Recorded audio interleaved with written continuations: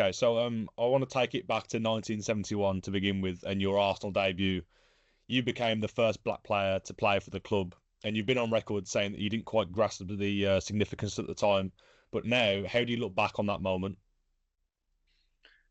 Well, on reflection, I suppose it was very exciting because it was the start of what I call my professional career in terms of making my debut at a club like Arsenal, which I joined from the time I was 13. But Okay, I so recall being quite nervous because it came suddenly. I was in the squad, then I'm on the bench okay, watching so the game, half time. I'm sitting in the dressing room. Suddenly, Coach Don Howe says to me, "Get yourself sorted, you're on." Because Charlie George was unwell. I think he'd been throwing up in the changing in the showers. So I was on, and I remember it was miserable. It was a miserable afternoon. My name wasn't even on the team sheet in those days. You didn't have the subs on a team sheet. I remember hearing what I can call the monkey chants. I created an N word, but really I was trying to concentrate on the game. But to be quite honest, I don't recall too much of the game now. It seemed to go by me in a bit of a blur. So it was exciting in one way, but I suppose you could say quite forgettable in another. okay, so and you said you could already hear the discrimination as you were coming on. I suppose you kind of anticipated that, and if you did, how did you deal with that? Because I imagine it was quite tough. Okay, I'm so not sure I anticipated it. It is something, when people ask me that question, it is something that I grew up with from the time I came to England as a 9 year old. So, in a way, I don't think it was anticipation. What surprised me, I suppose, what really got me a okay, little so bit unawares was the volume. I'd been playing parks pitches, getting abuse from passing crowds or crowds that used to, a few people who used to watch us. I'd been used to it, people driving past in cars shouting names at us, at me. okay, But it was so the volume, that's what changed. And it was something, I suppose, using your description, I didn't anticipate.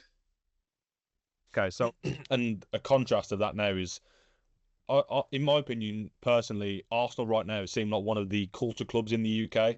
They're able to celebrate black culture and the melting pot of ethnicities that is London. That must be nice for you to see, given what you experienced in the 70s and given that you were the club's first black player. Okay, so okay, Oh, I'm so immensely proud to see what's gone on at Arsenal. okay, so I look back on it, of the players, the black players of my era. I've got a great respect for them because we were sort of spotted up and down the leagues. You think of Viv Anderson in the Nottingham Forest, but lower down the leagues, there were people like Seth Pod and Joe Cook, names that maybe, unless you're fans of those clubs, that people don't really recognise. So I've got immense respect for them that despite all the discrimination, no support from the football authorities, black players kept on coming forward in ever increasing numbers. And in the end, you can't deny talent. Everybody says you can't deny talent. It's on show. Talent is a limited resource. So clubs, whilst they were this sort of whispering campaign around black players around my time about they're lazy, they've got no discipline, they've got no bottle, they don't like the cold, all those sort of prejudicial views with no um, confirmation of that in any way. You only have to look and see black players playing in all sorts of weathers and parks pitches. They kept on coming forward, and in the end, the talent couldn't be denied. But it was something that they needed to be very resilient. That's one of the things. But it is something that we grew up with. The football wasn't in isolation. It is something that we've grown up with, particularly around London, where there are lots of black families.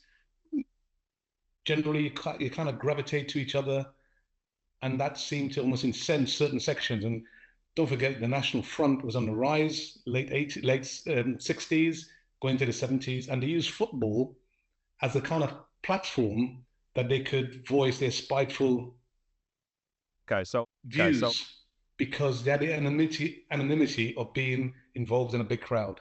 And the football authorities did nothing.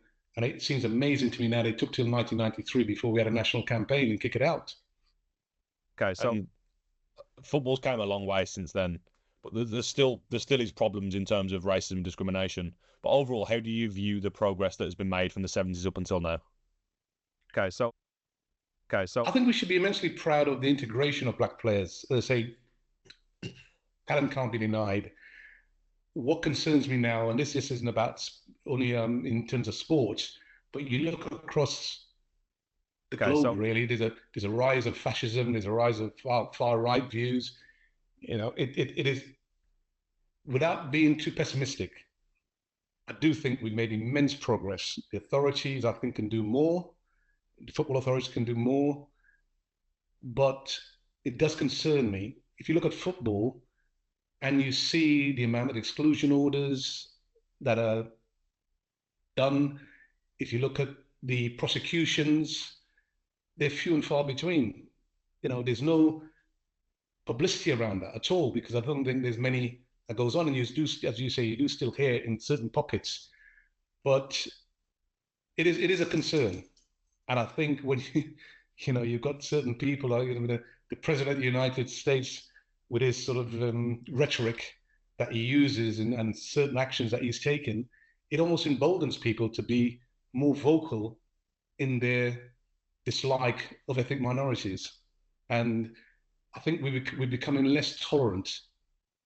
okay, so okay, I so think England's a very tolerant country, but okay, so across Europe, that's what I know probably best. I think there's a certain level of intolerance that has to be a concern to everybody. okay, so do you think there's any steps that we can take as a society to change those views? Well, it all starts from the top. I think politicians have got to do a lot better.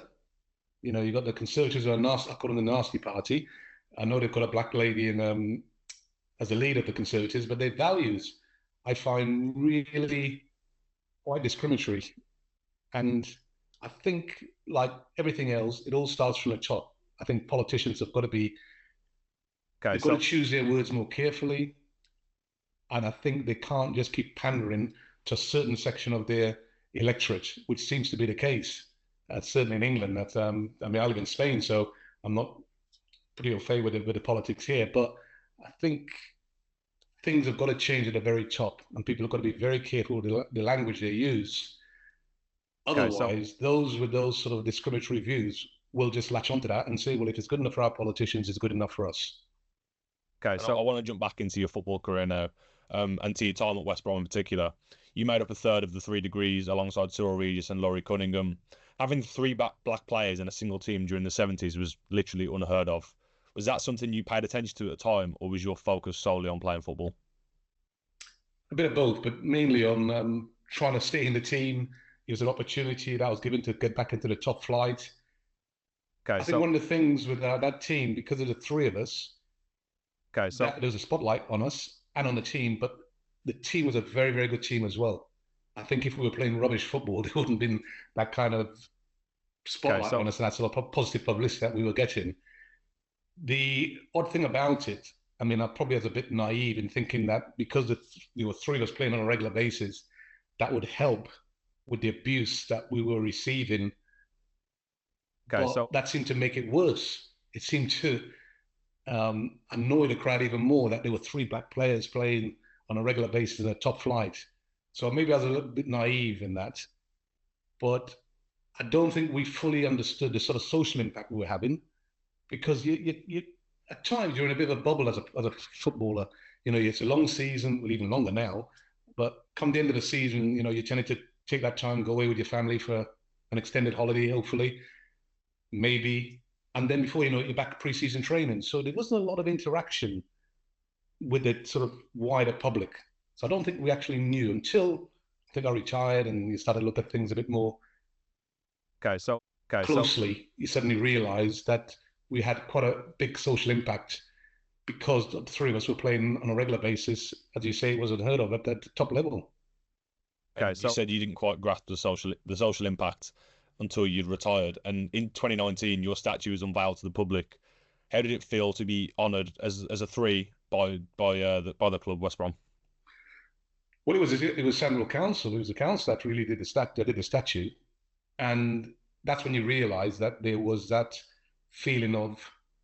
It came as a bit of a shock when it was first mooted. It was a bit of a shock Sadly, we lost Laurie in '89, and he was only 33, Laurie. So Cyril and myself had to really get our head around things that people felt we were worthy enough to have a statue, not just for the football, but for the social impact that we had. And I think it was really starting to come home that the black players were having a huge impact in terms of the wider communities. But that was quite something that I mean, Okay, it's so a great honor. I had mixed feelings about it now because Cyril was around. We went to see the casting down in London and everything. And we became very, very good friends, better friends after we'd retired, in actual fact. And we were more on a social basis. And so, of course, when he suddenly passed away, it was such a huge shock. okay, so And I think I've only seen the statue twice, but every time I saw it, I really did at the unveiling and subsequently another time. I do have mixed emotions because some people come up to me. I think they've been very kind when they say, "Oh, it's great, but you're the last one. Look after yourself." I think they are trying to be kind, but it does bring home to you that I've lost my two teammates. But it's a great honor. But you have to look at it and think, well, people thought we were worthy. We didn't answer a statue. They thought we were worthy enough to have it, so be it. and at the time when you were playing, you've already mentioned that racism was really rife in the UK, but you three let your football do the talking. How much do you attribute your quality and your success on the pitch to having an impact on the acceptance of black players within football? Well, there's no question that we were not just Laurie and myself, but all the other black players of that era. You could say we're pioneers, and there was a feeling that more youngsters, more black youngsters, but not only that, their parents suddenly realized if they had a talented son, then they could have a career within the game. So you could say all of us, we have to be very, very resilient, but that comes with having to grow up in England, having to take the knocks and the bruises, having to deal with that sort of discrimination, that open resentment because of your color. So you have to be really resilient, go out in the field. Cyril used to say he just wanted to Okay, get the so ball, bang one in the back of the net, get the points, and get out. My feeling was, I'll see you next week, next month, next year. You're not going to drive me away from the game that I love, which is my career now. So we were very lucky in that respect, but we had to really, at times, steel ourselves to some of the abuse we were taking. okay, And so it's only on reflection you realize the authorities were sitting on their hands and doing nothing. It was left to us as black players to go out there week in, week out and say, you're not going to drive us away. So I'm repeating myself by saying great respect for the players of that era, but also for those players who said, right, we can do it. We've seen it. We can do it. We're going to have a career in professional football. And okay, since you've so retired, you've been involved in various organisations and campaigns, and one you already mentioned, Kick It Out. What was your involvement in the launch of that? Because I saw you were very involved in it when it first came about in the 90s. And how important is it that it's still a big part of the football landscape today? Well, the idea was from Herman Ousley, who sadly passed away, Lord Ousley. Now, when I first met him, he was plain old Herman Ousley. Then he got knighted. Then he got made a member of the Lords. Sadly, he passed away over Christmas, or maybe before then. But it was his brainchild. He sent a researcher up to see my office in Manchester. I think it was about April '93. She told me his idea, and I thought it was like I said it before, it was like a light bulb moment. I thought, crikey, how come I didn't think about that? Told her, hang on a second. Went across. Gordon Taylor's office was across from mine. Told him the outline of the idea. He said, "What do you think?" I said, "We've got to go with it, Gordon." He said, "Right, you run with it."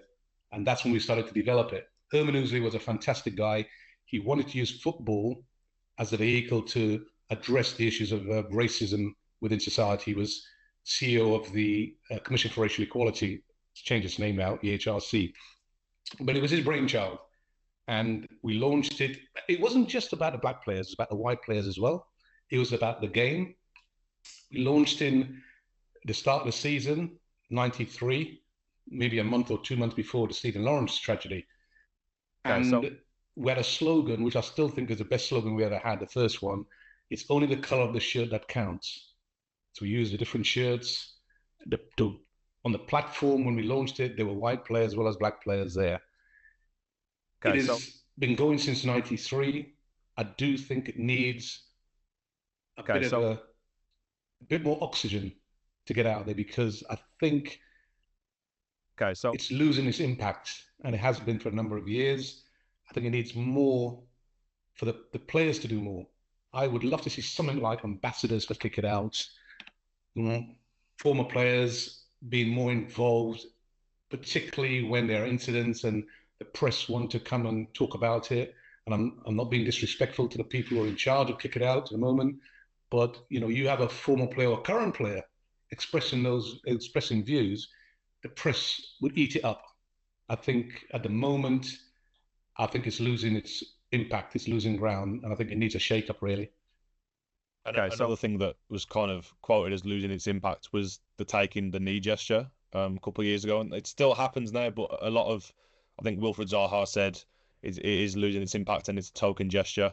What more outside of Kick It Out do you think that can be done to kind of highlight the discrimination that still exists within football today?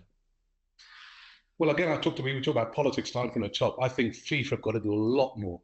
It does start from the top. FIFA are in charge of the game. We have FIFA, all the governing bodies, UEFA, National Association, the FA. I think they've got to do a lot more in terms of leadership. I can't think off the top of my head now, but I do think the players should be invited to be much more involved in Kick It Out. Okay, the game's about play. I remember a teammate of mine, Peter Barnes, saying to me one day in the dressing room, "It's all about players, Brendon, isn't it? It's all about players, good players, etc." And I do believe that that's what we need. We need to have people who, and I'm not just talking about high profile, but that does help. People who've been involved in a game, who have been through it, who, until you walk in somebody's shoes, you don't understand what it means to have 5,000, 10,000, 50,000, 90,000, whatever it may be, one person shouting abuse at you as a black player.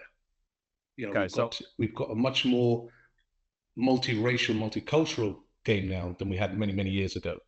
So I do think that the authorities should be encouraging current and former players to be more active. I know there's a danger for current players lifting their head above the parapet. They go and they say things, and then next thing you know, the crowd are getting at them. We saw what happened in the Euros. Was it when the black players had penalties saved? The online abuse now is rife, and it's really shocking. But if they have the backing of their clubs, the authorities, I think they'll have much more of a positive impact than it is at the moment. So in your opinion, the clubs need to be doing more as well? Okay, well, you see, sometimes the clubs say we do this. I see they come out with sayings, we're not going to stand for any discrimination. They have it all in their handbooks, in the league handbooks, in the Premier League handbook. We don't stand for any discrimination, this and the other. How many ejections do we see at grounds when you do hear it? How many prosecutions do we see? How many banning orders do we see? There appears to be no deterrent. And I don't know. I mean, there's a big responsibility on stewards, but they can sometimes be intimidated. How do you go into a crowd when somebody points out that somebody's using that sort of language? So now there's an app. They can let people know within the stadium, this and that, but it doesn't seem to be working. That's all I'm saying. And in a way, because we need to have an organization such as Kick It Out, we have FAIR in Europe, it's almost an indictment that things aren't improving, because it is still necessary to have those organizations. So those organizations need much more support, and they need much more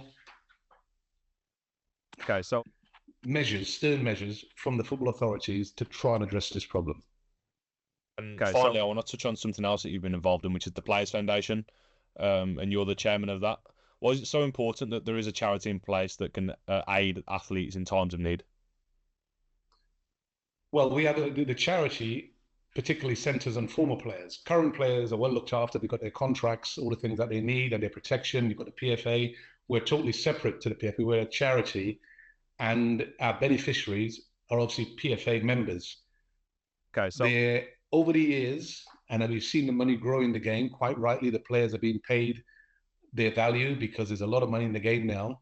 But we look back in history and we see you can earn a lot of money but you still sometimes fall in hard times. And that's where the charity comes in. Whether or not they are in need of support financially, the PFA deal with a lot of the other matters, but the charity is there to support those current maybe, but mainly it's about former players who need help to get through difficult times. Okay, so that's it, I think, Brendon. Thank you so much for joining me. I do really appreciate it.